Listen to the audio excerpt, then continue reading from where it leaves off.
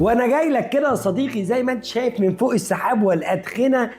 لازم اجي لك بايه بقى؟ هتقول لي بميكروباص، اقول لك مش هينفع فيه ميكروباص بيطير، اجي لك اكيد بطياره. ولو اجي لك بطياره مش هجي لك بطياره مدني يعني، لا انا هجي لك النهارده بطياره F-16. معانا لاين F-16 عامل حته فليفر بجد طياره. الفليفر اللي معانا النهارده يا صديقي هو الايس ميكس، اسمه كده ايس ميكس، بس هو الشرح باين جدا في التفصيل اللي هنا ان هو عباره عن مانجا خوخ بطيخ، يعني عامل 3 ميكس جامد جدا وحواليهم مكعبات التلج، ديزاين موضح كل شيء.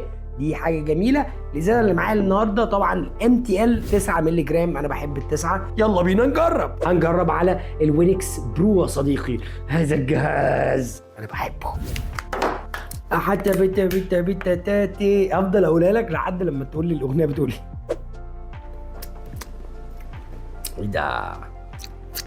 ايه ده عزيمه يا مصر يا ارض النعم اماد الحضاره وايه انت منين؟ من عزبة ابو قليطه. F-16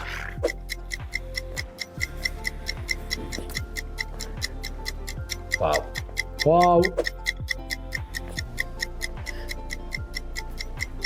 جامد الحوار ده.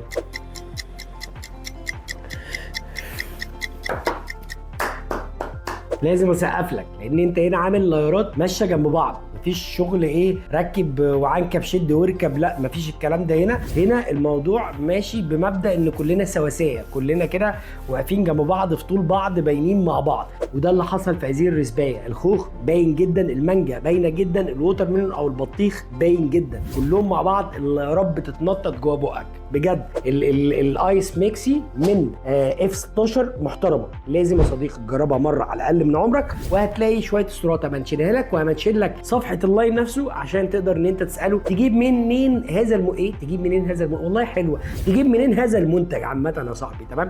انا بقى ايه في السحابه الدخانيه دي الحق يا دوبك بس ايه اطلع على فرنسا بالطياره F-16 عشان اجيب فينو لابويا من هناك، بيبقى طري كده وبسمسم وجميل فرنساوي. سلام.